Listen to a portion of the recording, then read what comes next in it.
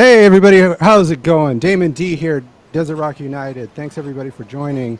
Uh, Today it's my pleasure to invite Seth Wilson from El Astronauta. We're gonna have a cool conversation, talk about the new release, talk about everything he's doing. And Seth, how you doing?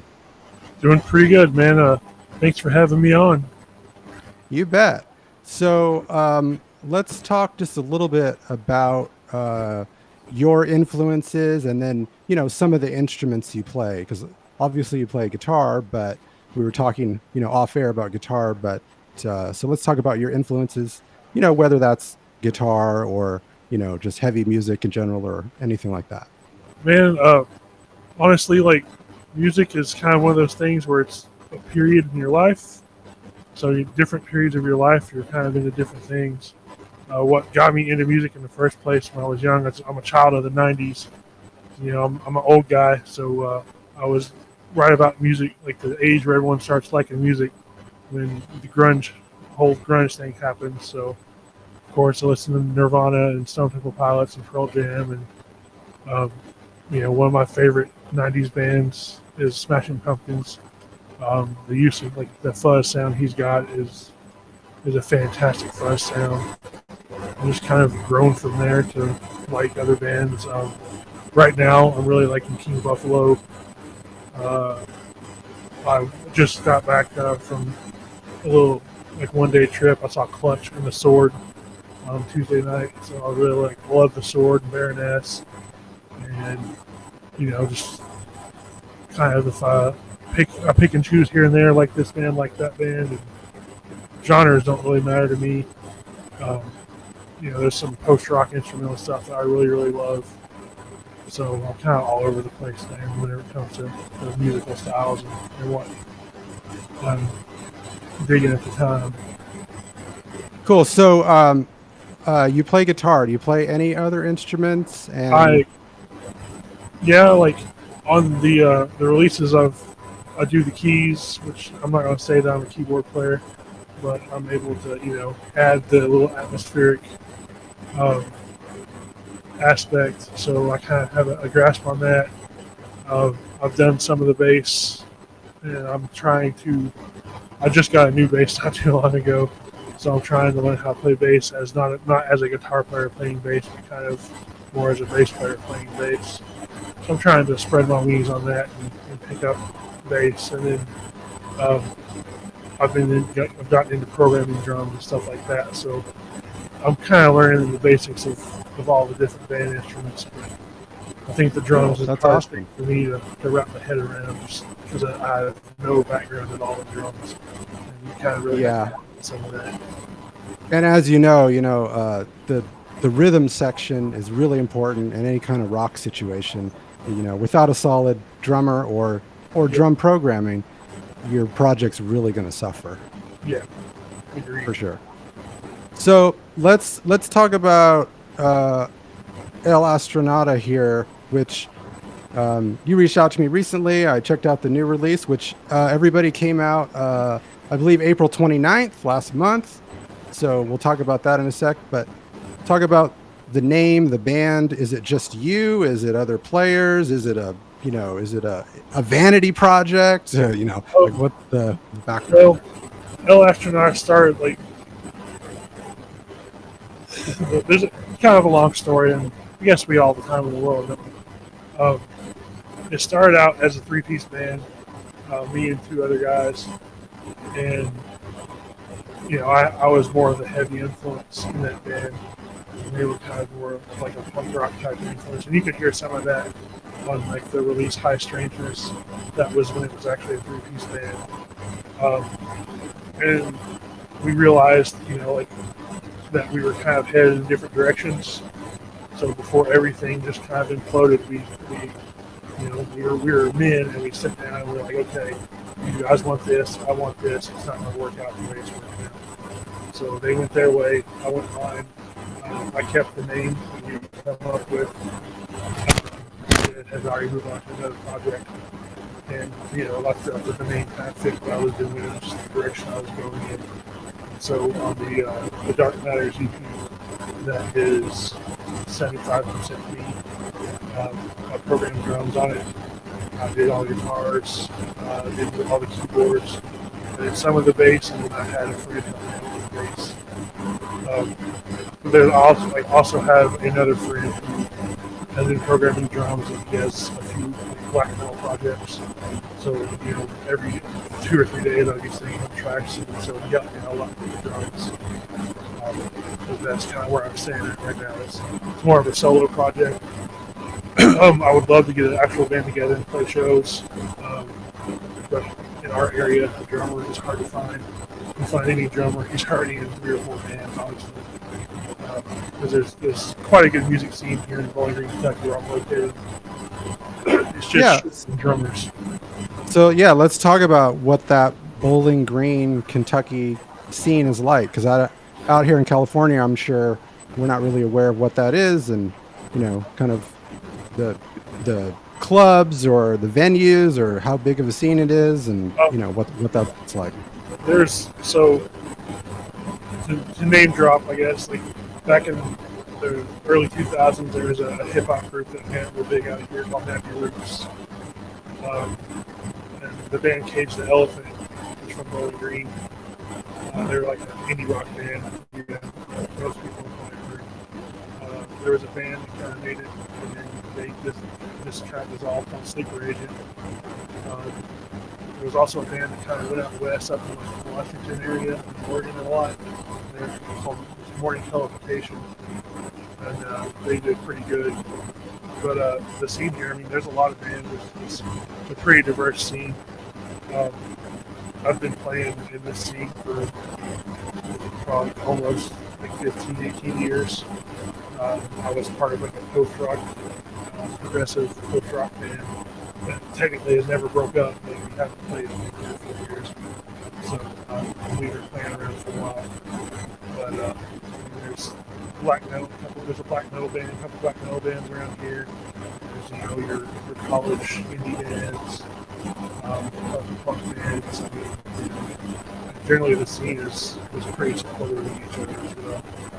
So it's a real good place. The best place to play in town is a dive bar called Tip Balls. And it's just pretty much all he does is music and serve beer and alcohol, and that's all they do. So if you can, there's bands playing there every night.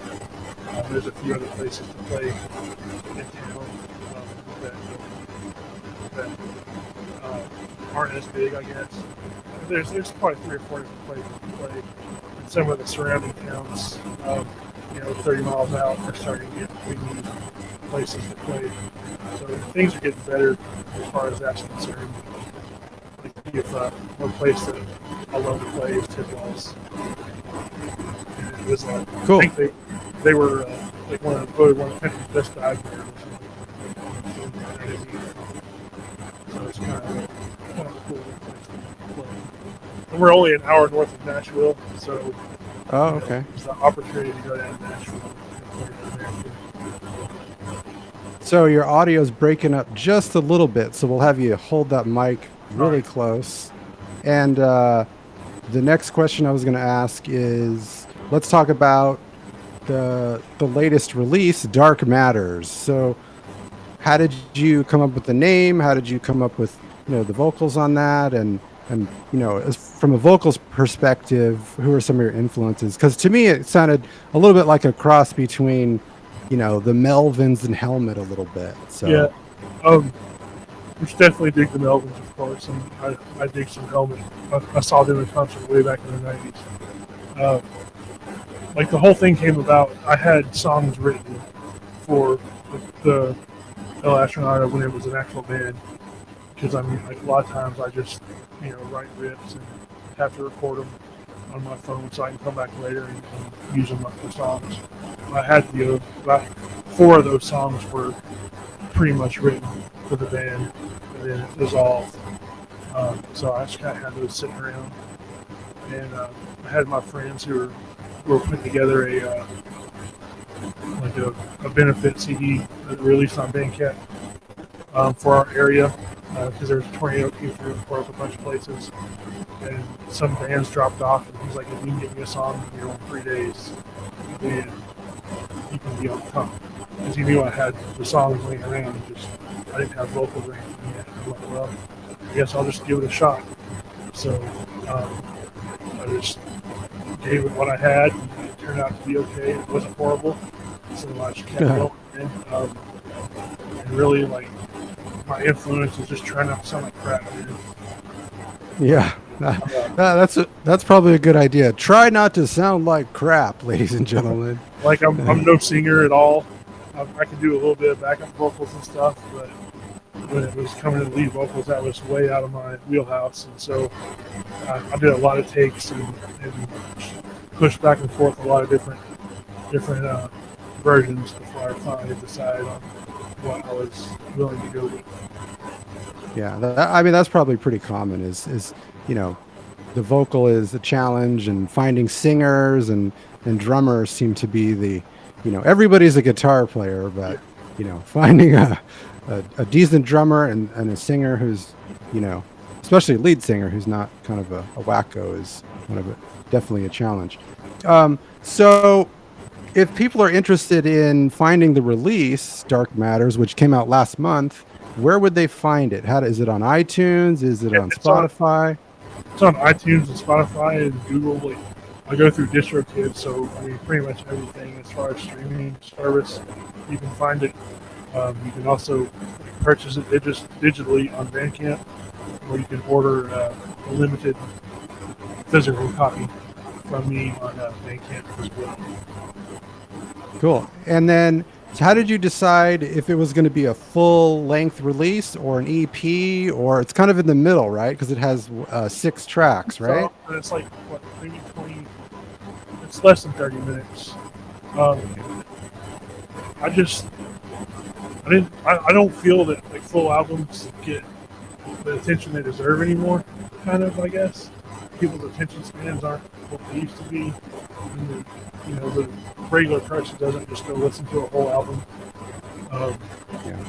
If you gotta be kind of an audiophile or someone that just loves music or is really, really into music, to kind of enjoy the album as a whole. And also, like in our lives, like we don't really carve out the time, or we don't have an hour to listen to an album without something else going on, without a phone in our hands, or whatever going on. So I just decided that the shorter format would be better, faster for me to produce, faster for me to get out, and I felt it was more palatable for everybody in a shorter format. So. Yeah, no, that's definitely a good idea. So then, did you have a full catalog of 10 or 12 songs, and you're going to split it in 2 releases, or you just were going to put these 6 out and then work on something later? Probably had 6 or 7, and then I wrote another one during the recording. So one of the songs on there, I believe it's Lessons Learned, I wrote during the recording session. And there's probably 2 or 3 songs that I had that don't really fit the style. And so I don't know what I'll do with those in the future. But I just kind of, had those 4 or 5 kind of fit together, then wrote another one, and then I kind of went with that. And it's kind of funny because I've already got 5 more. I've pretty much got the next EP written. If I decide to go EP again, I just have to finish the vocals and everything on it. Those 5 songs will be done. That'll be a little bit further down the road. We'll spend a little bit more time this time around. Yeah, and then for a future release, are you going to record everything yourself, Dave Grohl style, or are you going to try to recruit either 1 or 2 or a full band? Like, how do you see that in the the near future? The near future, I've already I've programmed the drums on it, and I've done the bass. I mean, it's Dave Grohl style right now. I'm told I'd love to have a band. I've got friends who will come help me if I need the help. It's just they can't devote full time, make themselves to it full time. But if I need a drummer to come over, I've got a guy I can call and come over and take it. And I think that at some point I'm going to do a split with the band. Hopefully, a couple friends, and we're going to do like a true split where they play the other instruments on my song, which I play, lead guitar, so that's kind of something to look forward to too. Hopefully that'll work out. And I have kind of have my own, and I hesitate to call it a studio, but I have my own space at my house. A room built in my garage, and I've got a computer and a mixer that can handle full drum set mics, and so I've got a pretty decent setup, so I can accomplish about everything I need to accomplish on my own. And from a recording perspective, are you using Pro Tools or some other application? Or just for people out there, audiophiles, they might want to know, how's this guy doing the drum program and recording the guitar? How's that working out? I'm using Reaper as my DAW because it was free to try, and I started using it. I think I've got it figured out pretty well for what I need. I'm also programming the drums in Reaper. I'm using the Ubertone samples. Ubertone, I think they're like in Finland, or they're over there, like in Finland or Sweden or Norway or somewhere like that. And they're really affordable as far as drum sample sounds. Playing into a Mackie mixer, Onyx 1920 or something like that. It's a 16-channel mixer that runs FireWire into the computer. And for my guitar sounds, I use a Helix just to get the recorded sounds, just because of versatility and everything of that. I've got tube amps too, so I'm not the guy who's just total digital. I got a PV5150 sitting over here, so I've got tube amps, and I'm kind of in the middle of everyone. I don't go all digital or all analog. So those recordings, I was using the Helix just because it's easier. It's going to sound good.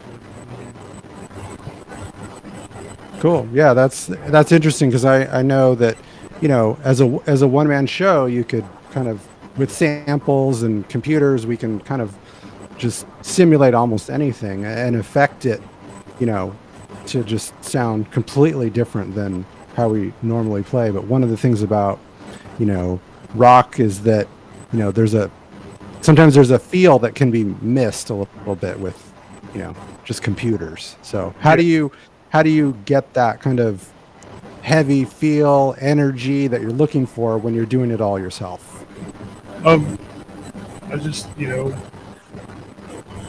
try not to suck at the drum part, because that's the biggest thing. And sometimes if the you have to focus on the drums when you're first doing the programming of that. It's going to sound kind of robotic because it's going to be 100% in time. You can kind of shift around some of the hits to make it sound a little bit more humanized.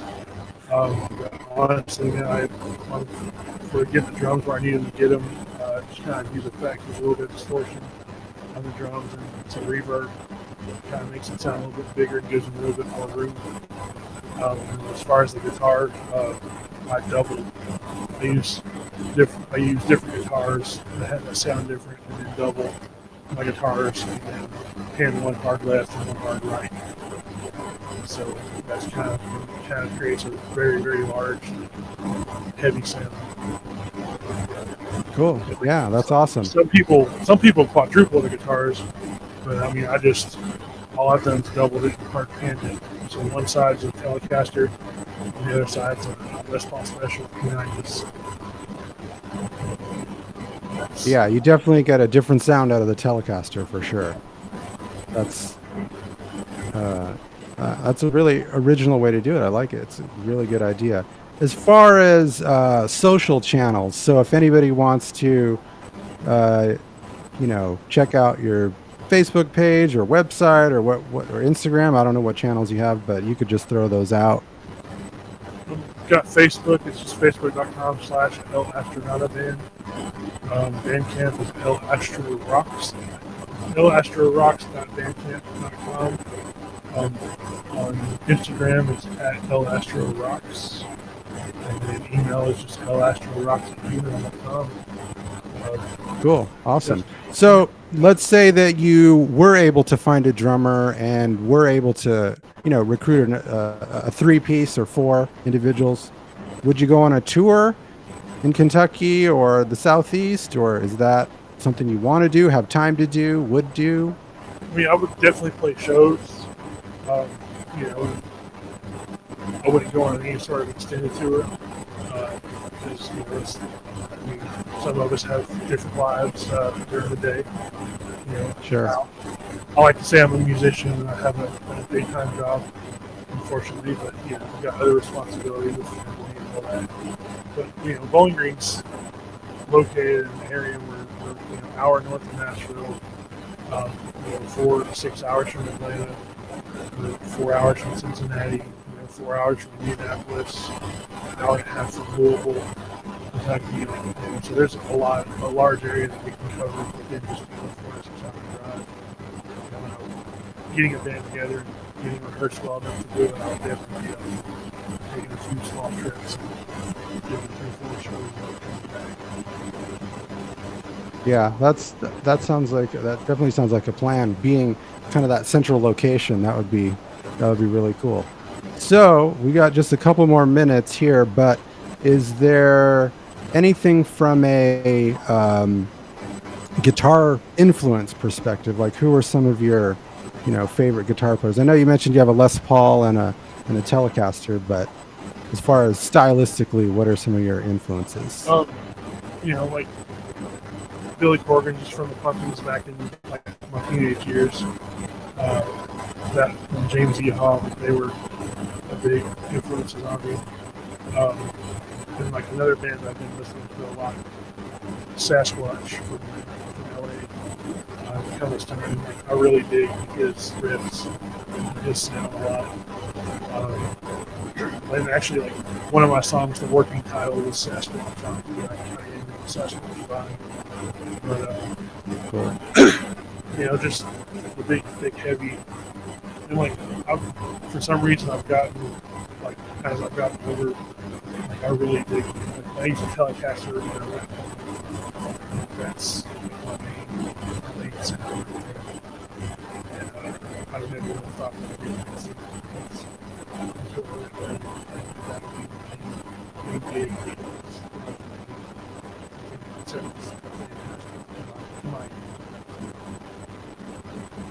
Cool. So I think we're just about out of time. I really want to thank Seth Wilson from El Astronauta for joining us this evening. So the new release, Dark Matters, is out. Came out last month on all your streaming channels, Bandcamp. Check them out on Facebook. And any last words, Seth, for the people watching out there? Just, like, if you guys feel that you want to create something, just work towards it and create it. You can do it all yourselves these days. After doing this all by myself, for a while, I've learned there's a lot of projects out there that are one-man projects that you don't even know. But there's a whole world out there that you can just create. So if you feel like you need to get something out, just Awesome. Thank you so much, and we'll send it out.